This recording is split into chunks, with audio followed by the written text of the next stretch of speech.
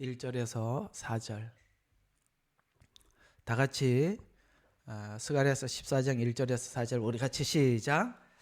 보라, 주의 날이 오리니 내 약탈물들이 내 가운데서 나눠지리라.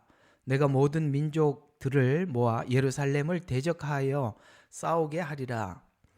성읍은 함락되고 집들은 강탈당하며 여자들은 욕을 당하고 성읍의 절반은 사로잡혀 갈 것이나 백성의 나머지는 성읍에서 끊어지지 아니하리라. 그때에 주께서 나가 그 민족들을 대적하여 싸우시리니 전쟁의 날에 싸우셨을 때처럼 하시리라. 그의 발이 그날에 예루살렘 앞 동편에 있는 올리브산에 서시리니 올리브산은 그 중간이 동쪽과 서쪽으로 갈라져 매우 큰 골짜기가 생길 것이며 산의 절반은 북쪽으로 산의 절반은 남쪽으로 옮겨지리라. 아멘.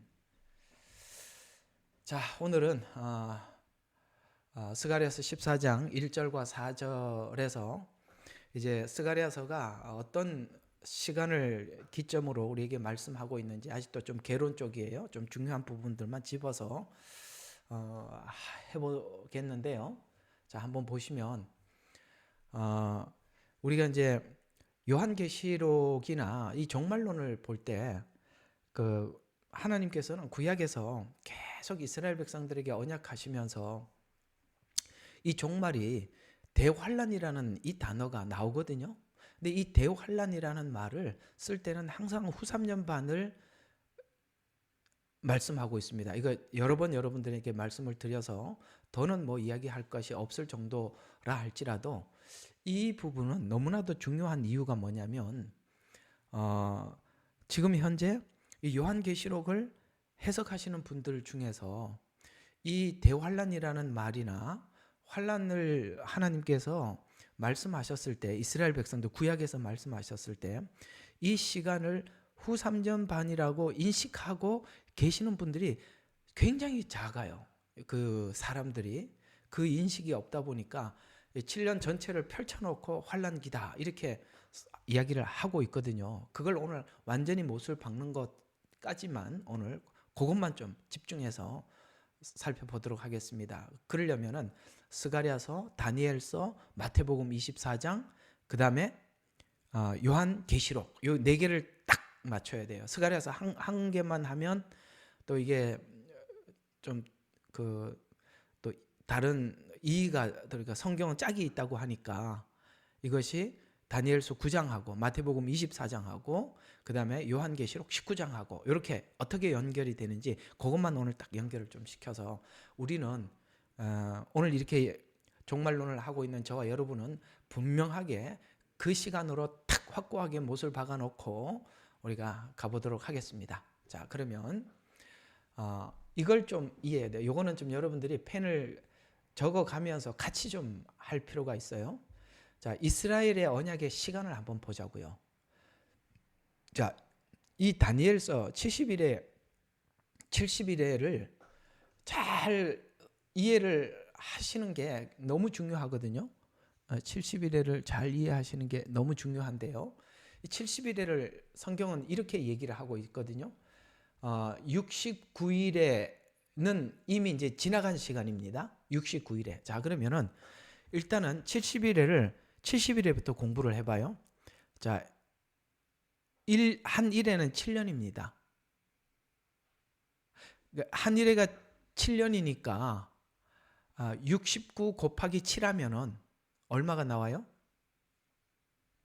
그 계산을 안 해뒀는데 69 곱하기 7하면은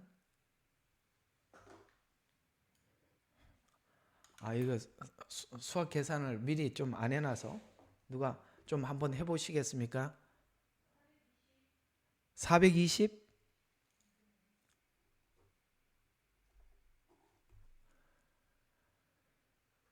예. 483이요. 483. 오케이. 예, 맞습니다. 이 정도 될 거예요. 그러니까 483년 이게 다니엘에게 하나님께서 약속하신 70일의 중에서 69일에가 483년으로 끝이 났어요. 그 날짜가 언제냐면은 예수님께서 나귀를 타고 예루살렘 성에 입성하는 날까지가 정확히 483년이 끝난 겁니다. 그러니까 이스라엘 입장에서 봤을 때는 69일에가 끝난 상태예요. 그런데 중요한 거는 뭐냐면 우리는 지금 이방인들은 69일에 예수님이 이 땅에 오셔서 AD와 BC로 나누어지잖아요. 그렇죠. AD와 BC로 나누어지는 시기가 예수님 이 땅에 오신 시간입니다. 그 시간부터 지금까지 우리는 2025년을 지나가고 있어요. 문제는 이스라엘에게는 이 시간이, 잘 들어요, 멈춰 있는 시간이라는 거예요. 그래서 이방인의 때라고 이야기를 하는 거예요. 이거를 얼마 전에 이제 집사님하고 이제 연락이 왔고, 집사님 참, 목사님 어떤 분이 이렇게 요한계시록을 강의를 하셨는데 우리 같이 이렇게 설명하는 사람들을 보고 그냥 세대주의자로 그냥 탁 그냥 해갖고 그냥 이렇게 무시해 버리고 그러는데, 여러분, 세대주의는 어떤 부분에서는 많은 도움을 받아야 되고 어떤 부분에는 문제가 있어요. 어떤 부분에 문제가 있냐면은 하나님께서 시대별로 구원의 방법을 달리했다라는 게 전혀 아닙니다. 그거는 아니에요. 그것 때문에 세대주의가 공격을 받는 거예요. 율법 시대 때는 율법을 지켜야 구원을 받고, 은혜 시대 때는 예수 그리스도를 구주로 영접해야 구원을 받고, 7년 시대는 환난을 겪어야 구원을 받는데, 이게 세대주의예요. 세대주의가 그거는 큰 실수를 한 겁니다. 율법을 지켜야 구원을 받는 게 아니라 율법을 지키다 보니까 스스로 구원을 받을 수가 없어서 죄를 깨닫고 예수님 오실 날을 기다리는 게, 이게 히브리서 이야기거든요. 율법으로 구원을 받는 게 아니에요. 그들은 바라봄으로 구원을 받는 거예요. 바라봄으로. 오늘 우리는 오신 예수님을 영접해서 구원을 받는 거고, 구약도 예수님 오실 날을 기대하면서, 그래서 그들이 음부에 내려갔다라는 말은, 우리는 죽으면 지금 낙원에 가는데 왜 그들은 음부에 내려갔느냐? 주님이 오셔야 그 음부에서 끌어올리기 때문에 음부로 슬피 울며 내려갔다라고 말씀하시는 거예요. 아시겠어요? 세대주의의 큰 실수가 그것 때문에 다 공격을 받는 거예요. 여기서 우리가 하나 깨달을 게 하나 있는 게 뭐냐면, 우리가 아무리 진리를 선포하더라도 지구 평평설이니 엉뚱한 얘기 해버리면 우리가 한 얘기들이 전부 다 사장되는 거예요. 조심하셔야 되는 거예요. 아셨어요? 아무리 진리 복음을 전해도 그 세대주의가 준 혜택들이 많아요. 특별히 뭘 깨달았냐면은, 유대인들이 이 70일에를 열어주는 데는 정말 큰 역할을 한 게 맞습니다. 세대주의. 그리고 이 세대주의를 가지고 성경을 해석한 것은 대부분 미국이나 이런 사람들은 침례교회가 중심이 되다 보니까 침례교회는 정확히 세대주의로 성경을 해석합니다. 근데 아까 말씀드린 그거는 완전히 틀린 거예요. 율법 시대는 율법을 지켜서 그것 때문에 다 공격을 받은 거예요. 됐죠? 그냥 하나님이 보실 때 시간이 뭐냐면은 이스라엘의 시간을 멈춰버린 거예요. AD 70년부터 멈춰버린 거예요. 멈추신 거예요. 그리고 이방인의 때로 기회를 준 겁니다. 그게 지금 2025년이 지나가고 있어요. 우리가 볼 때는 2025년인데 유대인들은 69일에 유대인들에게 준 시간은 70일이에요. 근데 유대인 입장에서는 멈춰 있단 말이에요. 근데 그 시계가 언제 가기 시작하느냐, 언제 그 마지막 한일의 시간이 다가오느냐, 그게 바로 이스라엘이 알리야 운동할 때입니다. 그게 무화과 나무의 비유를 배우라 이렇게 나온 거거든요. 정리되셨죠? 자, 다시 한번 정리합니다. 유대인들에게는 70일이라는 시간을 줬어요. 69일에까지 끝이 났어요. 그 시간은 유대인들이 흩어져 버렸습니다. 그리고 지금까지 그 시간이 멈춰 있어요. 그러나 우리 이방인들 입장에서는 2025년이라는 시간이 가고 있는 겁니다. 마지막 한일에는 유대인들에게 줄 기회입니다. 구약이 바로 그 예언을 하고 있는 거예요. 대환란은 전부 다 이 한일에 집중되어 있단 말이에요. 그 중에서 후 3년 반에 집중되어 있다. 이게 구약이 말하고 있는 요한계시록을 보는 시간입니다. 그래서 제가 이렇게 적었습니다. 이스라엘의 언약의 시간, 이방인의 시간은 69일에 이래 이후 2025년이 지나가고 있고 유대인들의 시간은 69일에서 70일의 사이에가 지금 딱 멈춰 있는 공백기로 들어가 있는데 마지막 7년은 마지막 이제 69에서 70으로 딱 갖다 붙이는 그 시간이다라는 이야기입니다. 그러면 이 말이 성경에 나와 있어야 되잖아요. 스가랴서 9장 9절에서 10절. 누가 찾은 사람 빨리 좀 읽어봐요. 제가 너무 바빠요. 자, 제가 일단은 찾았으니까 제가 읽고 다음 거는 누가 한번 미리 좀 찾아 놔주세요. 다니엘서. 자, 9장 9절부터 10절 제가 읽어드리겠습니다. 오 시온의 딸아 크게 기뻐하라. 오 예루살렘의 딸아 소리 지르라. 보라 내 왕이 내게 오시나니 그는 공의로우시며 구원을 지니셨고 겸손하여 나귀를 타시리라. 나귀 새끼인 어린 나귀 새끼니라. 이건 무슨 이야기죠? 초림이잖아요. 이걸 지금 69일에를 다니엘서도 그대로 하면 69일에를 이야기하는 겁니다. 69일 때 예수님이 나귀 타고 들어가셨다 이 말이에요. 정확하게 나귀를 타고 간 그 날을 69일의 끝으로 보는 거예요. 초림. 근데 이상하게 10절을 보면 이스라엘 이방인의 때에 대해서 2025년이라는 긴 시간에 대해서 예언을 하지 않아요. 전혀 다르게 예언을 합니다. 마지막 한 일회로 확 넘어가 버려요. 10절, 그래서 9절과 10절 사이에는 공백이 엄청 긴 거예요. 10절 한번 볼까요? 또 내가 에브라임으로부터 병거를 예루살렘으로부터 말을 끊어버릴 것이며 전쟁의 활도 끊어지리라. 그리고 그가 이방인에게 평화를 말하리니 그의 다스리심이며 바다로부터 바다까지 강으로부터 땅끝까지 되리라. 이건 무슨 이야기죠? 지금 하나님께서 이제는 유다와 이스라엘의 전쟁을 끊어버릴 것이다 라고 이야기를 하는 겁니다. 이게 무슨 말이냐면은 이 9절과 10절을 잘 이해를 해야 돼요. 9절까지는 예수님 초림을 이야기했다면은 10절은 이스라엘에게 전쟁이 있을 것인데 전쟁이 끝날 것이다 라고 유대인들이 쓰는 기법인데 항상 말했죠. 미리 결론을 말해놓고 설명해 나간다고. 아셨어요? 미리 결론을 말해놓고 앞으로 설명을 하는단 말이에요. 그러면 이제 9장부터 14장까지 전부가 마지막 한 일의 이야기예요. 이 전쟁이 다 그쳐지고 끝나는 상황이 언제죠? 지금 마지막 7년 끝나는 무렵 아마겟돈 전쟁이 끝나면서 모든 평화가 시작되는 겁니다. 병거 말을 끊어버리고 전쟁의 활도 끊어버리라. 무슨 말이에요? 조금 전에 7년 환란 중에 이런 전쟁이 있을 것이라는 얘기입니다. 7년 환란 중에 2번의 전쟁이 있다고 우리 말씀을 드렸어요. 중간기에 한 번 있고요. 유브라데 전쟁. 그렇죠? 그다음에 마지막 전쟁이 무슨 전쟁? 아마겟돈 전쟁이 있다고 했습니다. 그런데 항상 제가 말씀을 드렸지만 아마겟돈 전쟁은 이러이러하고 유브라데 전쟁은 이러이러할 것이라고 전쟁을 자세히 기록하지는 않았다. 둘이 섞어놨기 때문에 분별을 못한다 그랬죠. 왜? 성격이 비슷하기 때문에. 그것도 미리 말해 두었던 것이죠.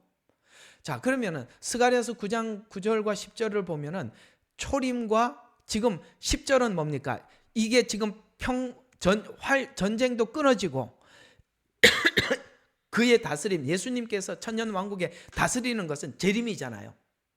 적어놔요. 그래서 9절 끝에는 초림 이렇게 적어 놓으시고 10절 제일 밑에는 재림 이렇게 적어 놓으세요. 이렇게 됨으로써 이스라엘 입장에서 봤을 때는 9절과 10절이 9절은 69일에 그 다음에 10절은 70일에 이래갖고 69일에와 70일에를 묶어놓은 거예요. 9절과 10절을 초림과 재림으로. 또 한 군데 있어요. 이 똑같은 구조로 되어 있는 게 다니엘서 9장 24에서 27절입니다. 누가 찾으시면 좀 읽어주시겠어요? 다니엘서 9장 24절에서 27절.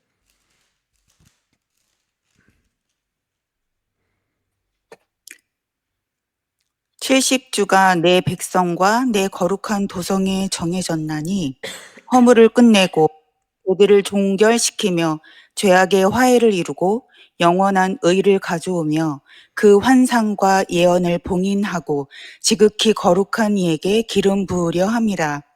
그러므로 알고 깨달으라. 예루살렘을 복원하고 건축하라는 그 명령이 나오는 때부터 메시아 통치자까지 7주와 60이 주가 될 것이요. 그 거리와 그 성벽이 재건되리니 곧 고난스러운 때들이라. 예, 아멘. 여기까지만. 자, 이게 잘 봐요. 24절과 25절은 어떻게 되는 겁니까? 자, 70주가 내 백성과 내 거룩한 도성에 지금 내 백성이 내 거룩한 도성이 다 전부 다 이스라엘이에요. 이걸 가지고 또 교회라고 하면 안 돼요. 이거 하면 교회로 하면 다 틀려 버리는 거예요. 이게 이스라엘에게 약속한 시간입니다. 우리 시간하고 다르다 이 말이에요. 내 백성과 내 거룩한 도성에 왜 도성이라고 했을까요? 마지막 때 성전이 재건되거든요. 그래서 정예전난이 허물이 끝나고 죄들을 종결시키고 이게 뭐죠? 허물이 끝나고 죄를 종결시키고 영원한 의를 가져오고 그 다음에 그 환상과 봉인하고 지극히 거룩한 이에게 기름 부음 이게 뭐죠? 초림이죠. 예수님 십자가를 지셔서 허물이 끝나죠. 죄가 끝나죠. 죄악의 화해를 이루었죠. 영원한 의를 이루었죠. 이게 전부 다 십자가에서 이루어진 일이잖아요. 그 69일에 때 이렇게 끝난단 말이에요. 69일에를 24절에서 말을 하다가 갑자기 25절에는 마지막 70일에 일어날 일들을 가지고 들어와요. 보세요. 그러므로 알고 깨달으라. 예루살렘이 복원되고 건축이라는 명령이 나오는 때부터 메시아의 통치까지 70주와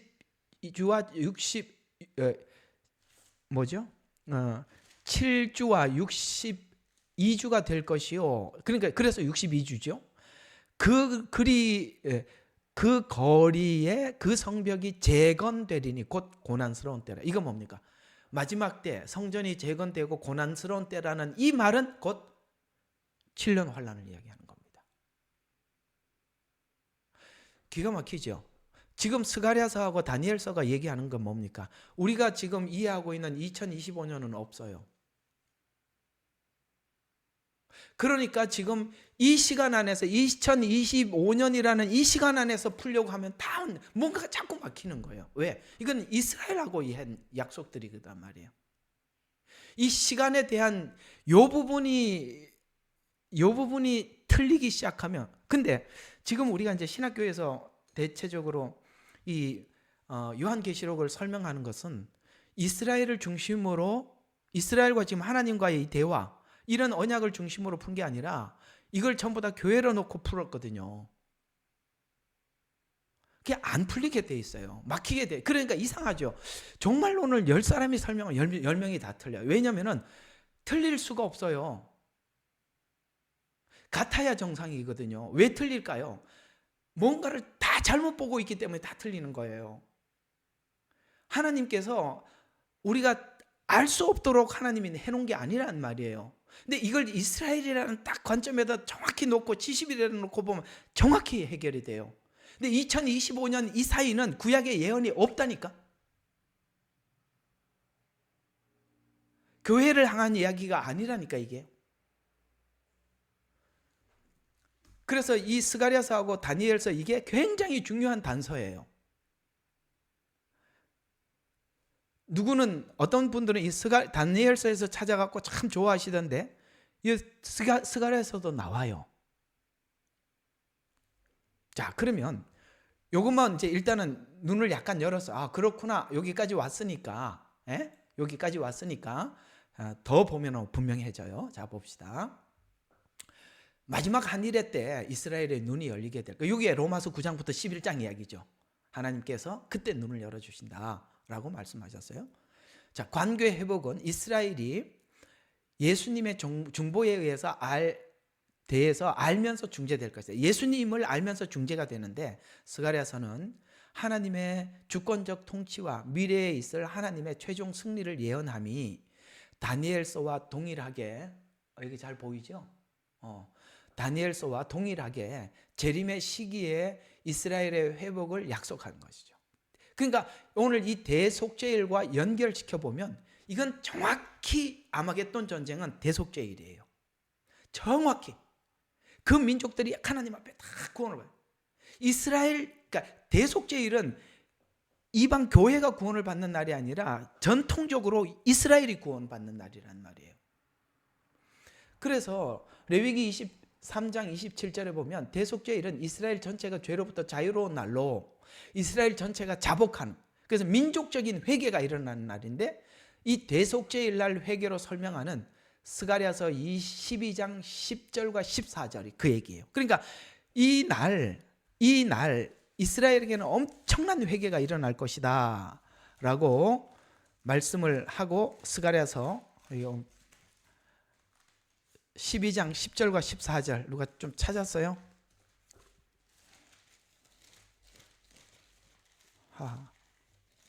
찾았으면 좀 읽어봐 주시겠어요? 이게 또 빨리 안 나와. 또 내가 다윗의 집과 예루살렘의 거민들 위에 은혜와 간구의 영을 부어주리라. 그러면 그들은 그들이 찔렀던 나를 쳐다볼 것이며 그들이 그를 위하여 애통하리니 마치 어떤 사람이 자기 외아들을 위하여 애통함 같이 할 것이요 그들이 그를 위하여 비통에 잠기리니 마치 어떤 사람이 자기 첫 아들을 위하여 비통에 잠기듯이 하리라.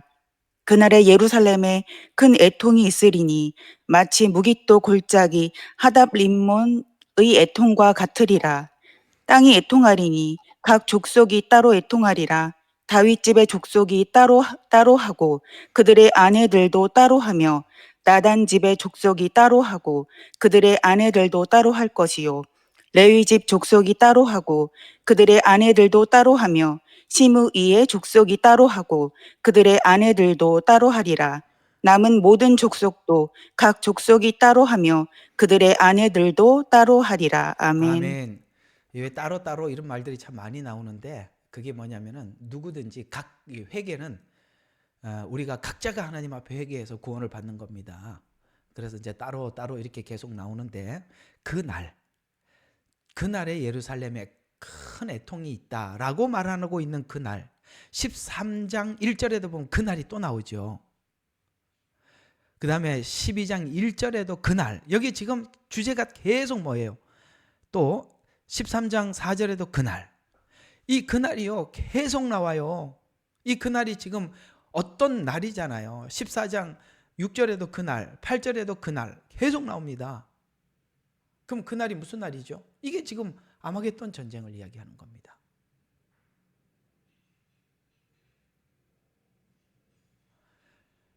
그날은 아마겟돈 전쟁을 의미하고 이스라엘 전체가 구원을 받는 날인데, 그 날이 무슨 날이라고요? 대속죄일이라고요.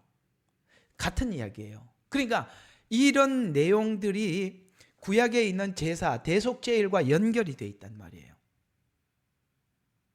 우리는 교회를 세워서 이 유대인들이 전해준 복음을 통해서 예수님을 만나고 이런 절차를 통해서 우리가 예수를 믿어요.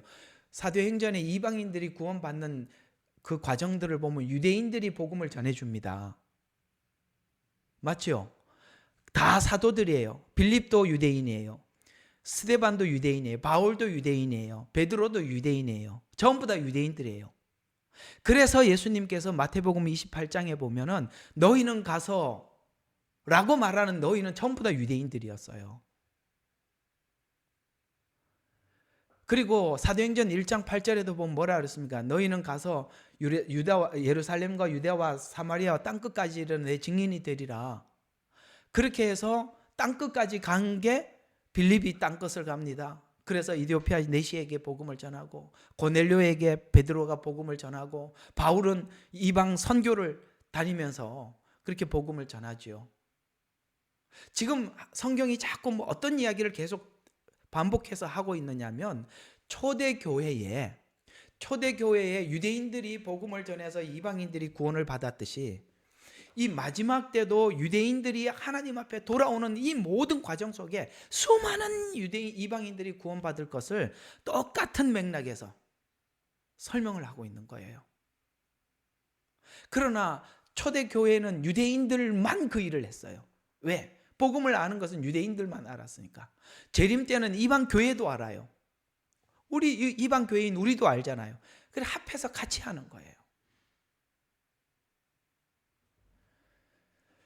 자, 그래서 그때 회개가 일어날 것이다. 이게 뭐하고 같다? 대속죄일과 같다. 그래서 그날 이 말은 전부 다 대속죄일을 이야기하는데, 회개, 용서받음, 그 발이 예루살렘 올리브산에 서면서 멸망과 구원을 동시에, 누구는 멸망받고, 오늘 낮에 노아 배 이야기했죠. 노아의 배는 안에 있는 사람들은 구원의 약속을 보는 날이고, 밖에 있는 사람들은 하나님의 심판을 본 날. 예수님께서 지상에 재림하는 그날은 예수님 안에 있는 사람들은 구원을 확인하는 날이고, 그 밖에 있는 사람들은 진짜 심판이 있구나라는 것을 보게 되는 것이고, 그렇게 되는 것이죠. 스가랴서 13장 1절, 그날에 다윗의 집과 예루살렘 거민들에게 죄와 불결을 씻는 셈이 열리리라. 마치 초대교회의 이방인들에게 초대교회의 베드로가 외쳤을 때 3,000명, 5,000명이 회개하잖아요. 그건 마지막 종말에는 3,000명 한 번 외쳐서 3,000명, 5,000명 회개하는 게 비교가 안 된다 이 말이에요. 왜냐하면 마지막 때 내리는 하나님께서 성령 안에서 주시는 이 역사는 초대교회 사도들의 사역보다 훨씬 강력하니까. 아마 이 마지막 때 하나님께서 이 복음의 사역을 맡은 성도들에게 강력한 은혜를 주셔서 엄청난 부흥이 있을 겁니다. 이 부흥의 때가 있다 그래 그렇게 말을 해도 사람들이 잘 안 믿는데, 그때가 오면 그 말이 맞구나 하고 이해할 겁니다. 뭐 할 수 없죠. 뭐 그때 와봐야 알지 뭐 어쩌겠어요. 아무리 얘기도 안 믿는데. 그런데 미리 이야기는 해놓으세요. 그게 맞구나. 이거 하나님 마지막 때 이게 무조건 심판이 아니라 우리 하나님께서 우리 마지막 추수구나, 이렇게 이해를 하면 되겠습니다. 여기 이제 찌른 자는 유대인, 곧 이스라엘을 이야기하는 것입니다. 그래서 13장 1절은 죄의 회개의 셈이 열린다. 그 다음에 14장 4절에 보면 이제 그때 어떤 일이냐, 예수님께서 그 발이 올리브산에 임할 것이다. 14장 4절, 그 발이 그날에 예루살렘 앞 동편에 있는 올리브산에 서시리니, 올리브산은 그 중간이 동쪽과 서쪽으로 갈라져 매우 큰 골짜기가 생길 것이며. 왜 이렇게 갈라지죠? 여기 지금 이스라엘을 치러 왔던 사람들이 이 지진이 나서 여기 다 묻혀버리는 거예요. 이 아마겟돈 전쟁은 이렇게 끝나요. 아마겟돈 전쟁에 막 와서 막 치러 오거든요. 그래서 여자들이 수욕을 당하고 뭐 이런 말이 여기 나오는 거예요. 잠시 이스라엘이 고통을 받아요. 막 반은 막 이렇게 하고, 그 남은 자들을 하나님께서 그들을 보호하시면서 예수님 발이 예루살렘에 딱 내려오면서 확 지진이 나서 거기 다 묻혀버리는 거예요. 이게 아마겟돈 전쟁이에요.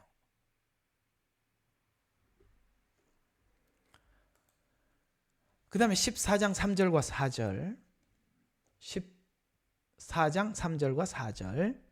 그때 주께서 나가 그 민족들 대적하여 싸우시리니 전쟁의 날에 싸우셨을 때처럼 하리라. 이 전쟁의 날에 싸우셨을 때처럼 하리라고 한 것은 하나님께서 지난날 그 유다의 누구죠? 무슨 왕인가? 생각이 안 나네. 어떤 왕이 와서 할 때 14만 명이 한꺼번에 하나님께서 아침에 가보니까 다 죽였듯이, 그걸 지금 그런 이야기를 하는 겁니다. 그 민족들을 대적하여서 누가 한다고요? 주께서. 이스라엘 백성들이 직접 싸우는 게 아니라 주님이 싸우신다는 거예요. 그래서 전쟁의 날에 싸우실 것처럼 하리라. 자, 4절, 그 발이 그날 예루살렘 앞 동편에 있는 올리브산에 서시리니, 올리브산은 그 중간과 동쪽과 서쪽으로 갈라져 매우 큰 골짜기가 생길 것이며, 산의 절반은 북쪽으로, 산의 절반은 남쪽으로 옮겨지리라. 너희는 산들의 골짜기로 도망가리라. 요 말을 가지고 예수님이 너희는 산으로 도망가라. 이게 이 마태복음 24장 요걸 그대로 인용한 거예요. 이게 지금 환란 끝나고 난 뒤에 마지막 전쟁 때 하는 이야기를 가지고 와, 환란 중에 우리 보고 산으로 도망가래. 산 어디 산? 이러고 있단 말이에요. 봐요. 이 산, 이 시점을 이야기하고 있잖아요. 예수님도 없는 말을 한 게 아니라 예언을 가지고 그대로 인용을 해드린 거, 주신 거거든요. 자, 그 다음 대속죄일 용서받은 증거로 약속이 성취된다. 자, 스가랴서 14장 9절. 주께서 온 땅을 치리할 왕이 되시리니 그날에 한 분 주께서 계실 것이며 그 이름 하나만 있으리라. 이게 천년왕국 통치잖아요. 자, 지금 13장 14장을 통해서 이게 전부 다 마지막 한일에 이스라엘에게 일어날 일이라고 말씀을 드렸죠. 그렇죠? 그러면 이걸 여호와의 날을 우리가 다시 한번 확인하는 걸로 오늘 이야기를 정돈을 하겠습니다. 여호와 날 한 번 더 보자. 어디서 봐야 되느냐? 자, 14장 1절 보라 주의 날이 오리니 라고 약탈물이 내 가운데 나눠지리라.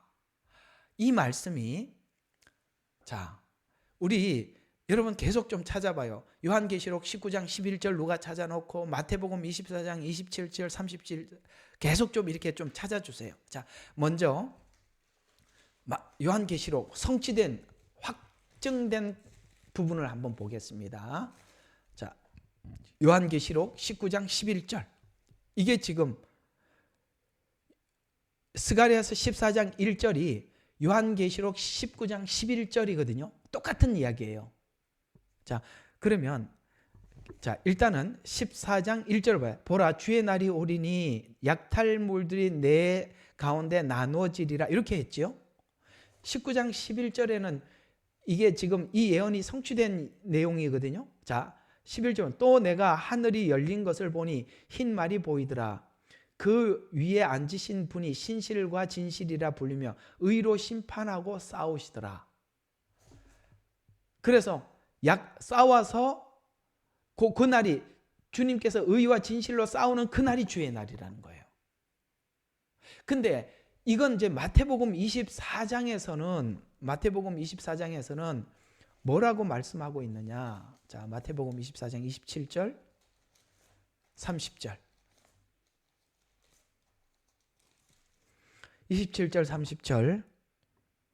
제가 하겠습니다. 자, 마치 번개가 동편에서 치면 서편에까지 비치는 것 같이 인자에 오는 것도 그러하리라. 언제든지 시체가 있는 곳에는 독수리들이 모이리라. 이거는 전쟁이 있어서 많은 죽음이 있다는 것을 설명할 때 항상 하는 말이에요. 그 날들의 환난 후에 즉시 해가 어두워지며 달이 그 빛을 내지 아니하고 별들이 하늘의 권능에 또 하늘의 권능들이 흔들리. 요거 언제냐면 후 3년 반에 있을 대접재앙을 이야기하는 겁니다. 권능들이 흔들릴 정도란 말이에요. 후 3년 반에 이런 일이 일어난단 말이에요. 근데 이제 그 다음 절 30절을 보면 그 후에 자, 이게 뭐 후 3년 반에 모든 대접재앙이 쭉쭉쭉쭉 가고 그 후에 이렇게 얘기합니다. 그 대접재앙 후에 마지막 재앙, 마지막 대접에 무슨 일이 일어난다고요? 하늘에 있는 인자의 표적이 나타나리니 땅의 모든 지파들이 통곡할 것이며 아까 했죠. 스가랴서 나왔죠. 아까 12장 내가 다윗의 집과 예루살렘 거민의 은혜의 영을 간고에 부어주어서 뭐예요? 큰 애통이 있을 것이다. 그 말이에요. 그래서 통곡할 것이며 그 인자가 지파들이 통곡할 것이며 또 그들은 인자가 권세와 큰 영광으로 하늘의 구름을 타고 오는 것을 보리라. 스가랴서에서 뭡니까? 그 발이 서서 동편으로 나누어지고 그 말을 예수님은 지금 스가랴서에 있는 내용을 그대로 설명하고 있는 거예요. 그리고 요한계시록 19장은 그게 이렇게 성취됐다고 설명해 주는 거고요. 어때요? 이게 지금 어느 시점이죠? 대상이 누구죠? 이스라엘. 그리고 시간이 언제죠? 후 3년 반. 확인됐죠? 또 2절 한번 봐요. 스가랴서 14장 2절. 자, 2절의 이야기가 자 여기 요거예요. 여기를 보라는 겁니다. 14장 2절. 자, 내가 모든 민족들을 모아 예루살렘을 대적하여 싸우게 하리라.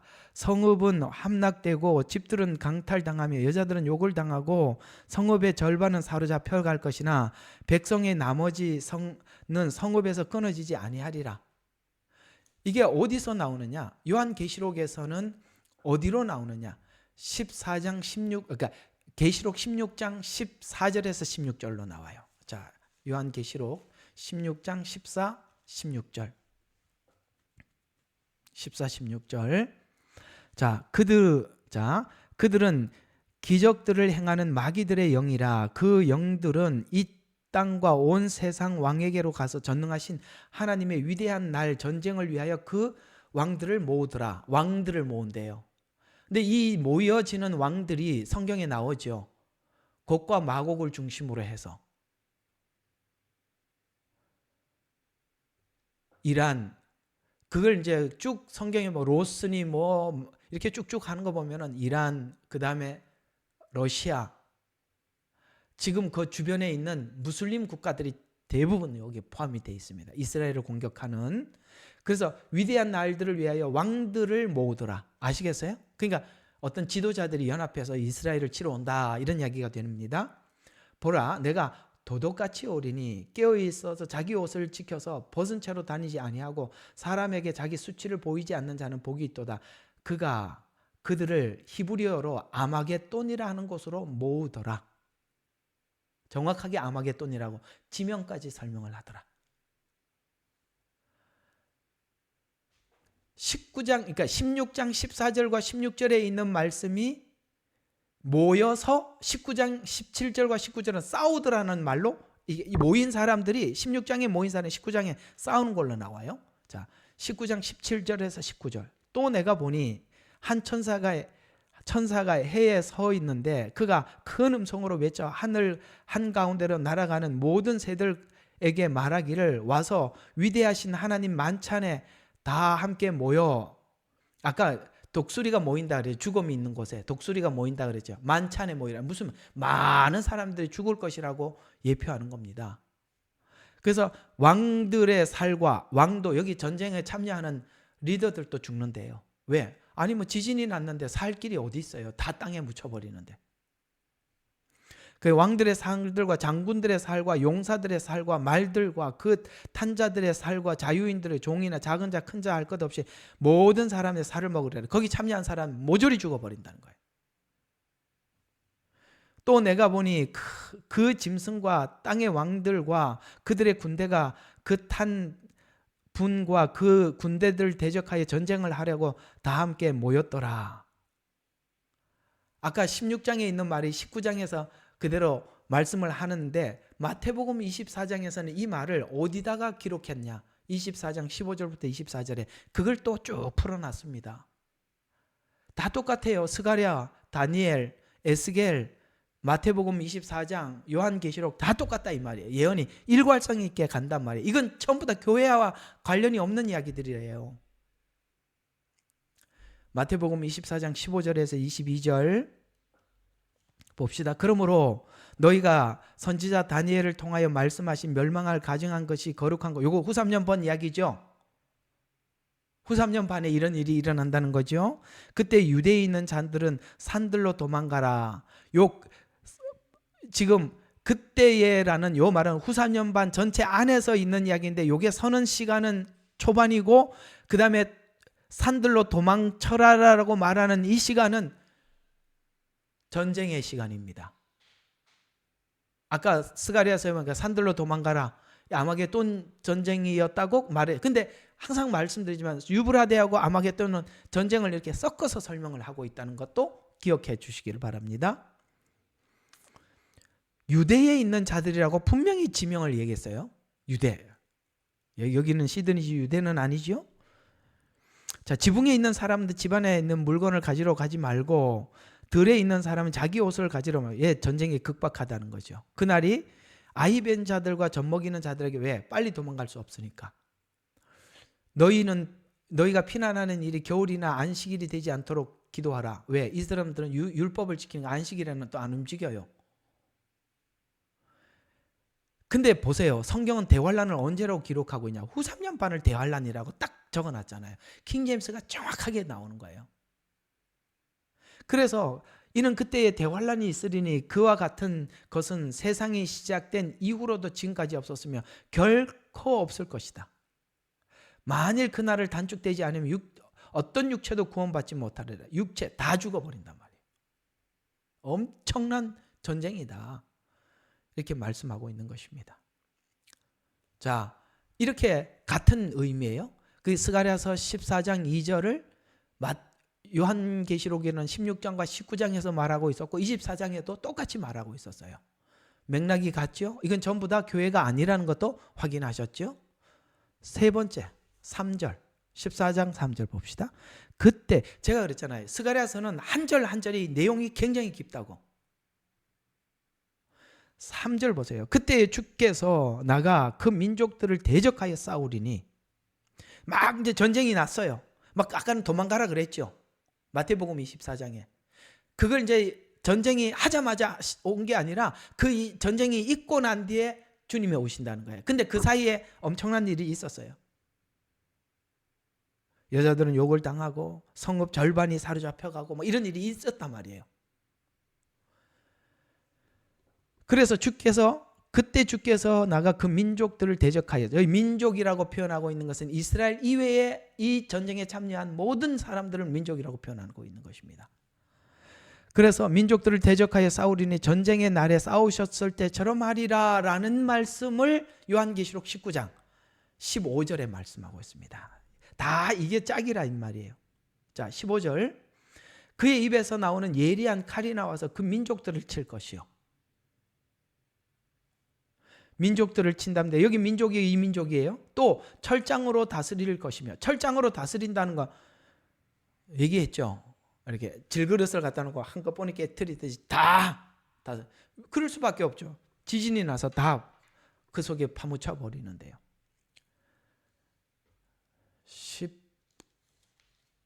19장 15절 정신이 왔다 갔다 하네. 자, 철장으로 다스릴 것이며 그는 전능하신 하나님의 맹렬한 포도즙을 밟을 것이라 라고 말하는 이 포도즙은 몇 장이 나오죠? 14장 나왔잖아요. 우리 한 번 더 확인하고 갑시다. 14장 18절 이걸 얘기하는 거예요. 심판. 자, 보세요. 불을 다스리는 권세를 가진 한 천사가 제단에서 나와 예리한 낫을 가진 자에게 큰 소리 외쳐 말하기를 너의 예리한 낫을 대하여 땅에 포도송이를 거두라. 이는 그 포도들이 다 익었음이라. 그러므로 그 천사가 낫을 땅에 대어 포도송이를 거두어서 하나님의 진노의 큰 포도즙 틀에 던져서 그 포도즙 틀이 도성 밖에서 짓밟히리니 아까 뭐예요? 지진이 나서 거기 파묻혔다 이 말이에요. 연결이 되지요. 짓밟아는. 그래서 그 피가 흘러나와 뼈까지 닿고 1600 스타디온까지 퍼져. 얼마나 많은 사람들이 이스라엘을 치러 왔는지 엄청나네. 그래서 마지막 때 반 이스라엘을 이렇게 거부하는 거 하나님께서 이스라엘을 하는 사람은 그는 내 눈동자라. 이스라엘을 이렇게 하는 민족들은 내가 가만두지 않겠다. 계속 그렇게 말씀하시는 거예요. 우리나라도 이스라엘 반대 등지면요. 그게 하나님의 선언이에요. 복음이 이상하게 전해지면 가짜 복음들은 전부 다 반이스라엘로 가게 돼 있어요. 그건 사단이 조작한 복음이에요. 진짜 복음은요. 반드시 이스라엘을 위해서 함께 가는 복음으로 나와 있습니다. 마태복음 24장 30절에 이 말씀 똑같이 예수님이 인용을 하셨습니다. 24장 30절 그 후에 하늘에 있는 인자의 표적이 나타나리니 땅의 모든 지파들이 통곡할 것이며 지금 회개했다 그랬죠? 또 그들은 인자가 권세와 영광, 이 권세는 무슨 권세? 심판의 권세. 영광은 뭐예요? 구원받을 자들에게 오는 영광. 예수님이 나타나는데 맞이하는 어떤 형편에서 맞이하는가에 따라서 전혀 다른 예수님을 만나는 거예요. 누구는 권세의 예수님을 만나요. 심판으로 만나고 누구는 영광의 주님을 만나는 거예요. 그래서 권세와 영광으로 하늘의 구름을 타고 오는 것을 보리라. 아멘. 구름을 타고 오는 것을 보리라. 감람산에 오신다. 그 다음 절 4절입니다. 14장 4절. 이 스가랴서는요, 한 절 한 절이요 엄청 내용이 넓어요. 4절 한번 봅시다. 그의 발이 그날의 예루살렘 앞 동편에 있는 올리브산에 서시리니 올리브산은 그 중간에 동쪽과 서쪽에 갈라져 매우 큰 골짜기가 생길 것이며 절반 이렇게 옮겨지리라 라고 말씀하신 이 말씀이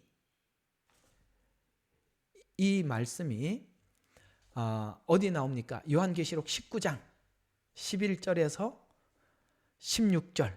19장 11절에서 16절. 자, 또 내가 하늘이 열린 것을 보니 흰 말이 보이더라. 그 위에 앉으신 분이 신실과 진실이라. 신실은 뭡니까? 하나님이 약속한 신실하게 지키고 그분의 말씀은 하나도 빠짐없이 지킨다면, 이 신실과 진실이라는 말은 내 말에 1.1획도 빠지지 않고 다 이루리라는 게 이 진실이에요.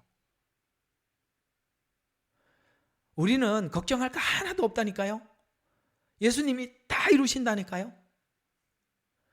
우리 이제 좀 있으면 시편 52편 가면 이 악한 사람들을 하나님이 얼마나 정확하게 심판하시는지 다음에 시편 53편, 52편에서 배울 거예요. 걱정하지 마세요. 원수 하나님이 다 갚아주십니다. 아이고 너무 신나요. 우리 예수님 없었으면 억울해서 어떻게 살 뻔했어요. 속이 시원해요. 계속 봐요. 그러니 얼마나 좋습니까? 그의 눈은 불꽃 같아요. 속일 수가 없답니다. 불꽃 같아서. 그 다음에 머리는, 이거 지금 요한계시록 앞에서 나왔던 거죠. 그 발은 주석 같고, 주석은 뭐냐? 심판. 그래서 머리는 많은 왕관이 있고, 많은 왕관이 뭡니까? 디아데마. 승리에서 얻은 왕관. 아시겠어요? 그 다음에 하나님께서 수고의 면류관, 이 이런 왕관들이 있고 그 이름은 기록되어 그 자신 외에는 아무도 모르며 피에 적신 옷을 입었는데, 이름은 하나님의 말씀. 왜 이 피에 적신 옷은, 이건요 예수님 십자가의 보혈이 아니라 지금 뭘 이야기하고 있죠? 지금 포도주를 밟아가지고 피에 적신 거예요. 심판. 그래서 피에 적신 옷을 입고, 자, 이름은 하나님의 말씀, 하나님의 말씀으로 심판하신다. 또 하늘의 군대들이 희고 정결한 세마포를 입고 흰 말들을 타고 그를 따르더라. 요게 지금 사도행전에 말씀하신 구름을 타고 오시리라 이 말이에요. 구름이 아니라 흰 말을 타고 오리라. 흰 세마포를 입고 오리라. 그래서 구름이라고 해요. 그의 입에서는 예리한 칼이 나와서 민족들을 칠 것이요. 이 민족들 누구? 지금 이스라엘을 공격하러 온 민족들을 칠 것이요. 또 철장으로 다시, 아까 읽었죠. 넓적다리에는 16절, 그의 옷과 넓적다리에는 이름이 기록되었는데 만왕의 왕, 또 만주의 주라. 그래서 이제 만찬하러 막 와서 자, 그러면 이 말씀은 또 아까 똑같이 마태복음 24장 30절, 아까 읽었던 그 말씀하고 똑같은 이야기예요. 30절, 인자가 구름을 타고 오는 것을 보리라. 31절, 또 주께서 큰 나팔 소리와 함께, 이 큰 나팔 소리가 무슨 나팔 소리? 마지막 나팔 말이에요. 마지막 나팔. 그래서 나팔 소리와 함께 천사들을 보내리니 그들이 하늘 이편에서 저편까지 그의 택하신 사람들을 모을 것이라라고 말씀하신 요거는 분명히 마지막 아마겟돈 전쟁 때 하나님께서 그 택하신 자라고 표현을 한 걸 보면 계속 하나님께서 택한 자들을 이스라엘로 지칭을 했다면 이 택한 자들은 분명히 재림할 때 이스라엘을 모은다는 이야기고, 제가 보는 견해는 우리의 휴거는 중간계에 있다 이 말이에요. 왜? 곡식 추수는 중간에 들어가 있더라고요. 그걸 나누어서 봐야 해요. 묶여 있는 게 아니에요. 시간적으로 다르. 그 시간을 누가 분배를 해주고 있어요? 스가랴서가 분배를 해주고 있습니다. 그래서 이 스가랴서가요 타임라인을 정확하게 딱딱딱 찝어준 거예요.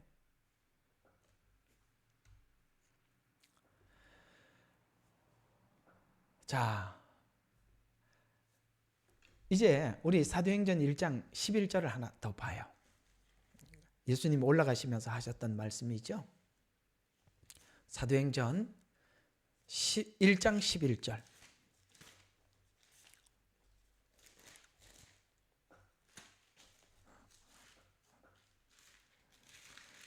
일장 11절. 자, 주께서 올라가실 때에 그들이 하늘을 주시하고 있는데 보라, 흰옷을 입은 두 사람이 그들 곁에 서서 말하기를, 자 봐요, 너희 갈릴리 사람들아.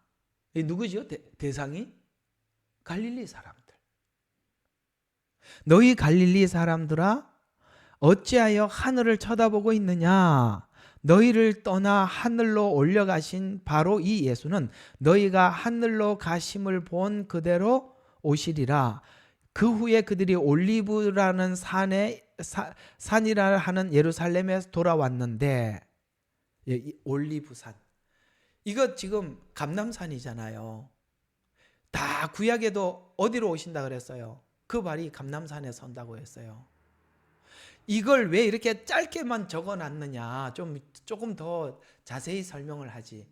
왜 이런 말을 했느냐? 지금 여기 갈릴리 사람들은 다 유대인들이고 구약을 알아요. 이렇게만 말해도 다 알아듣는다고요. 우리가 못 알아듣지.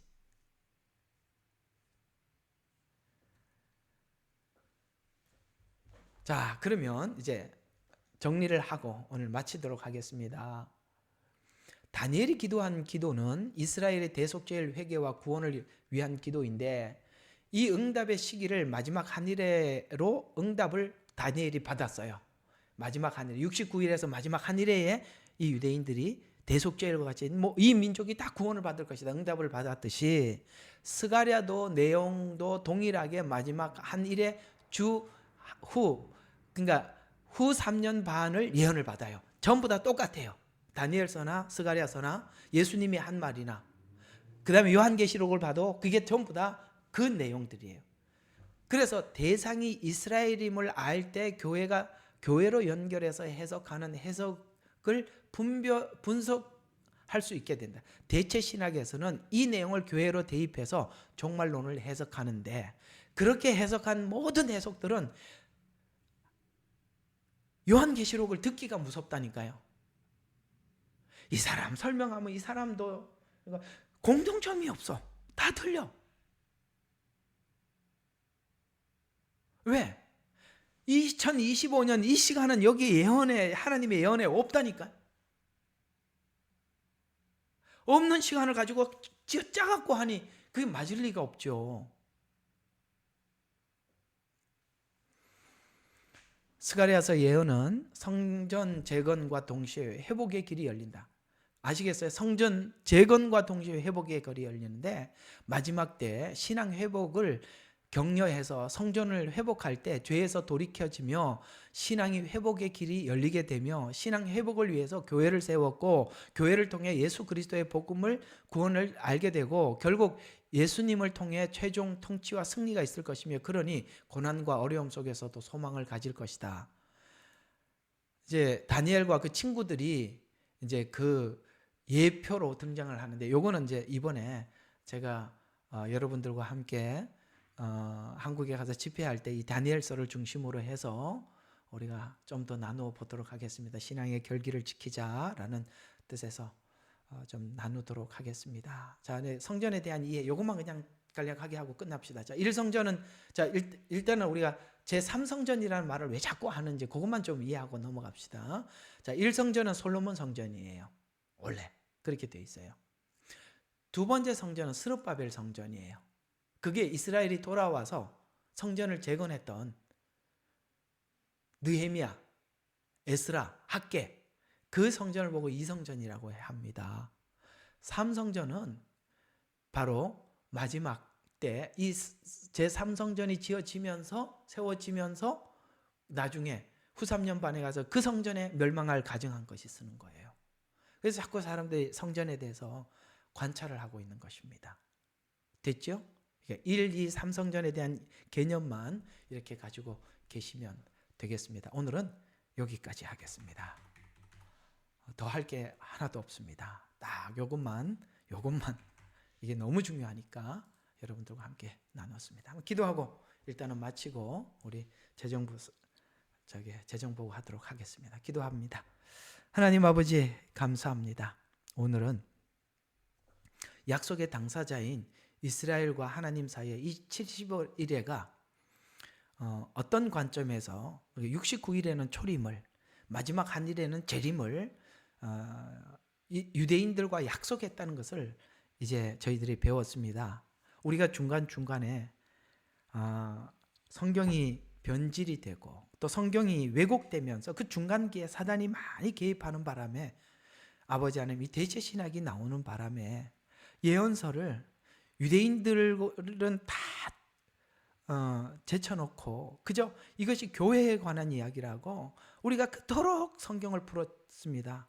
중간중간에 분명히 막혔을 텐데 억지로 해석을 해서 우리가 정말 바르지 못한 해석을 가지고 이것이 전부 다 아버지 하나님 이게 마치 교회에게 한 약속인 것 같이 보다 보니 참 많은 사람들이 해석을 하더라도 그 해석들이 너무나도 달랐습니다. 그러나 하나님 이 모든 시간은 눈동자인 이스라엘과 한 언약이고 하나님께서 그 일을 이렇게 이루어 가신다는 것 우리가 배우게 하시니 감사합니다. 우리가 더 열어주셔서 이 마지막 때의 시간을 또 어떤 일이 일어날 것인지 우리가 정확한 눈으로 아버지 하나님 꿰뚫고 미래를 아버지 하나님 바라볼 수 있는 우리 성도들이 되게 도와주시옵소서.